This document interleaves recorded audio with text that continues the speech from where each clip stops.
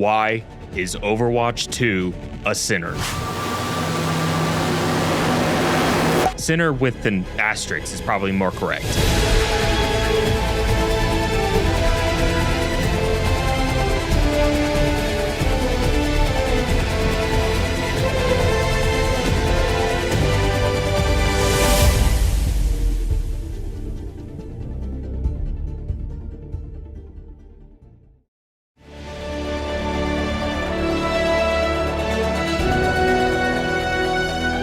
The original Overwatch was a fever dream. When Overwatch released in 2016, developed and released by Blizzard, I jumped on it just like everybody else. My friends and I enjoyed it for what it was, a 6v6 hero shooter where you work as a team to capture objectives, push payloads, and hold points while using unique abilities to each hero. But like almost all other games, we fell off it eventually. That's not to say we didn't like it. We're just really bad at staying with games that don't start with CS and end with Go for some unknown reason. Ow. Why do we still play this game? Years later, though, my roommate and I randomly got really into Overwatch again, and I don't even remember how it started. All I remember is us coming home from our classes and grinding out Overwatch for hours and hours. The weird part, though, we played the game so much for like 1 or 2 weeks and then just completely stopped.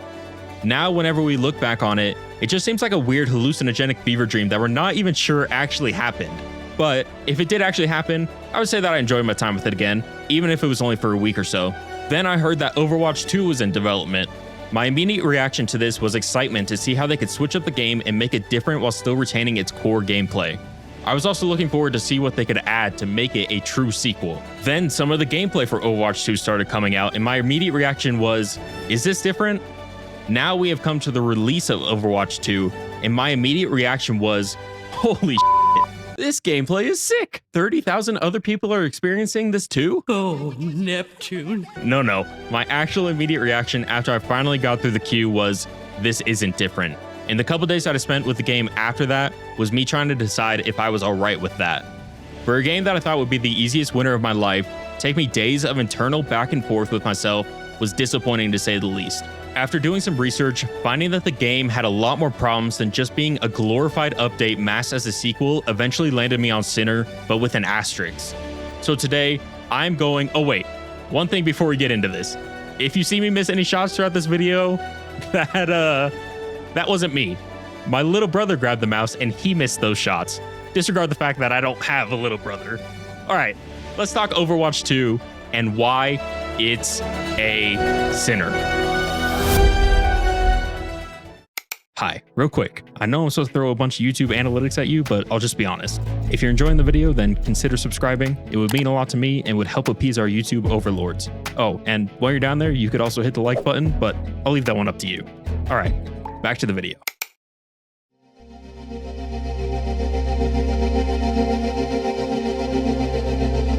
This is probably one of the worst launches I've seen for a multiplayer game in a while. And I'm not even talking about just the server issues. You got Soldier 76, Soldier 86. Oh. Sick. Now you got 86 from the server. Nice. Every multiplayer launch has had server issues, which maybe I shouldn't let that slide because then it normalizes it, but they also had DDoS attacks happen, which is out of their hands, so take that how you will. However, there were just some really weird things that happened to people trying to play this game other than waiting in the queue, so I want to talk about that. Because the game has moved to a free-to-play model, obviously there are now packs that you can buy in the store called Watchpoint packs that give you Overwatch coins and access to the Battle Pass. I feel gross just reading that sentence out loud, but you know what's even more gross? Some of the people that bought those packs logged on during the launch and just didn't have the stuff that they paid for. They have to get it eventually because, you know, kind of illegal not to give a product that someone paid for, but moving to this monetization model to make more money and then having this problem is just sad. Some players logged on during launch excited to play the sequel to the game that they put hundreds of hours into, getting every skin that they could just to find that all their skins from the original Overwatch are gone. Others logged on to find that their account was completely reset and they would have to grind to unlock all the heroes because the new player experience doesn't have all heroes unlocked off the bat. Here's what I think is the weirdest thing to come out of all these launch problems. Blizzard now requires people's phone numbers to play Overwatch 2 as a way of verification or whatever, since it's now free to play, which on its own is kinda just if you don't want to give out your phone number like that, but whatever. The weird part though is people with prepaid phone carriers couldn't get through the verification because those phone numbers just didn't work, I guess. Like, imagine not being able to play a game because of the phone provider you use. Apparently, Blizzard have changed it so that previous Overwatch players don't have to go through this step anymore, but new players with prepaid phones are still getting from what I've seen. I'm sure this wasn't all the launch problems that there were, but these were the biggest ones that I found. The saddest part about all this is while all these problems were happening, players couldn't go back and play the original Overwatch because they have completely shut it down and replaced it with the sequel, which I kinda hate. The original Overwatch wasn't free to play, so people actually paid money to get the game, and now your disc is just a paperweight. That feels super anti-consumer to me, but at least the memes on the subreddit about it were pretty funny. Alright, once players got through the queue, what did this sequel actually have to offer?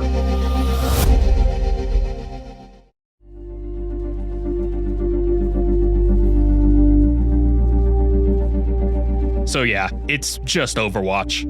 After almost 3 years from the announcement, especially with already having a really strong foundation to go off of, I really thought that we would see more added to this game. What did get added, you may ask? We got 3 new heroes added to the roster, a handful of new maps, side note, they also removed a handful of maps as well, and a new game mode called Push that is basically just escort, but both teams try to take control and push the payload instead of one. They also made some changes to pre-existing heroes and changed the game from 6v6 to 5v5 by taking out one of the tank roles. That's not a lot, especially to be classified as a sequel. Like, I'm pretty sure there are more things added to any given Fortnite update than to this sequel. So why call this a sequel when it just as easily could have been announced as a big Overwatch update? The marketing, of course. Blizzard knew that if this game was announced, marketed, and released as a sequel, that it would drive way more people back to the game than just some big update. They clearly weren't wrong in that line of thinking either, because the proof that it worked can be seen in the enormous queues for the game. Why did Blizzard need all these people to come back? To get them into the free-to-play monetization model. Now, the original Overwatch did have loot boxes, which I think we can all agree is a bad thing in gaming, but what's in Overwatch 2 is probably worse. At least the loot boxes were consistent drops that you could get for free for just playing the game that had a chance of dropping legendary skins. If you are a person that loves to get and use different skins for the different heroes that you play, then good luck getting them in Overwatch 2. To get a legendary skin for free in Overwatch 2, you will have to grind weekly challenges for 8 long months to get enough Overwatch coins for one legendary skin. Oh, and all those other skins that you used to be able to get for free from Overwatch 1 will now cost in total around $12,000. I've said before that I'm not normally one to care about how my character looks. I mean, if you look at my Saints Row character, that was me just randomly putting different aspects to 100 and coming up with this monstrosity. But this change now makes it so casual players who do like skins are basically f***ed because of how much grinding you have to do. What really gets me though is that new heroes will be locked at tier 55 out of 80 tiers in the battle pass, meaning you will have to grind to unlock new characters. Unless you buy the battle pass, then you will get the hero right away.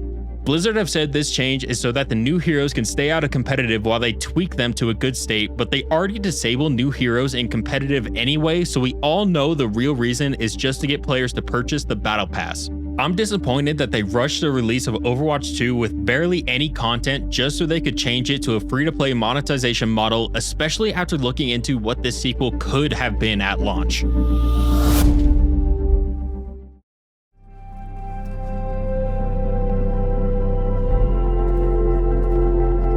So, whatever happened to that PvE mode? Apparently it's not coming until sometime in 2023, but like, what if it had released at the same time as the launch of Overwatch 2? I get that we're gonna get it at some point, but right now, this game is kind of a letdown because of the lack of content that makes it an update and not a sequel. I mean, at one point, wasn't the story mode the main marketing for Overwatch 2? You could have asked why I didn't just wait for the story mode to release to do a review on the game, and I thought about that, but then I realized this is how they wanted to release the game, so this is how I'm reviewing it. I guess I should explain what this mode is. So if you haven't heard, there is supposed to be a story-focused PvE mode added to Overwatch. The game mode will feature all the same heroes, now with branching skill trees specific to each hero, and instead of fighting other players, you will take on replayable cooperative missions fighting robots in different areas that will expand the Overwatch lore and world. Yeah, that sounds sick. a chill game mode that will let you play with your friends, taking on waves of robots and learn more about the world of Overwatch. Obviously, nobody knows whether it will be good or not, and it could just completely flop, but I know a lot of people that would enjoy that game mode. For me particularly, I normally don't play competitive games unless I'm playing with friends. Unless we're talking Escape from Tarkov, because I love that game and hate myself, but I digress. So for someone like me, having a game mode like this would be great while waiting for friends, and learning more about the Overwatch universe could be really interesting as well. I'm 95% positive I'm not the only one that feels this way, as I've seen the same sentiment from others. Some people really like the Overwatch universe but don't want to participate in a highly cooperative game and would love a mode like this. I truly believe that if this mode was in the game at launch, first off, it probably would have drove more people back to the game, but it also would have made it a true sequel, as it would have been a complete shakeup to the existing model, basically akin to the original Titanfall to Titanfall 2. But it didn't come out at launch. In fact, like I said, it's not even coming out this year because Blizzard felt the need, after already making millions on Diablo Immortal, to release the game with barely any content to get people into the new monetization model. Blizzard's reputation is not what it used to be, and something like this probably doesn't help to improve it either.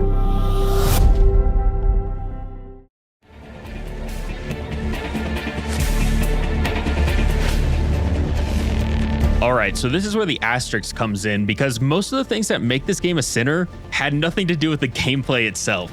And that's because I actually really love the gameplay, because it's still just good old Overwatch. A high-paced hero shooter with important roles for each player to fill on the team is pretty rewarding when you get the win.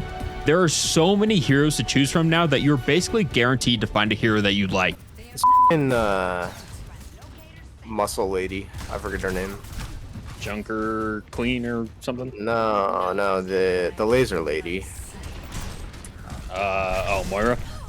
No, the big muscle one. The pink-haired muscle. Oh, Zenyatta? No, that's who I am. There's too many characters in this game. Some of the changes that they made to the gameplay I like for the most part as well. It seems like not everybody likes it, but I think changing from 6v6 to 5v5 by removing one tank has been a good change. To be honest, I don't notice like a super big change from it, but when I think about it, having one less tank makes it even faster paced because there's one less bullet sponge in the front line. They also made some changes to some of the existing heroes by basically removing some shields and some of the moves that can stun people. For example, Orissa's kit has been completely reworked to remove the shield that she could place down, and Cassidy's stun grenade has been changed to a damage grenade. This, again, makes the game faster paced because it's less about sitting behind a shield and shooting the other team and more about hitting your shots. I personally like all these changes because it could get annoying just repeatedly shooting at players behind a shield. Granted, Rhine and Sigma still have their shields, but at least in Rhine's case, it would feel kind of wrong to get rid of his shield because it's been there since the beginning, and it makes sense not to remove all of them, but just tone it down a bit. Overwatch 2 may just be Overwatch 1 in disguise, but that doesn't change the fact that the gameplay is still hands down some of the best on the market.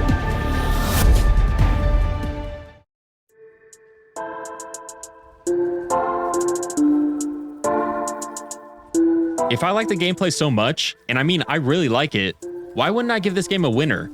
And that's the question that I wrestled with myself back and forth for days. But I think at the end of the day, I just can't praise this game when I disagree with this model so wholeheartedly. From the weird and outlandish problems with the launch to the lack of content just to promote a free-to-play monetization model, and knowing what this sequel could have been, Overwatch 2 is not what I was expecting from a sequel to a beloved game. Am I saying it's a bad game? No, not even in the slightest. And because it's free to play, I think anybody should give it a try and find out if you enjoy it yourself. I'm just disappointed when I think about what this sequel could have been, and that is why Overwatch 2 is a sinner.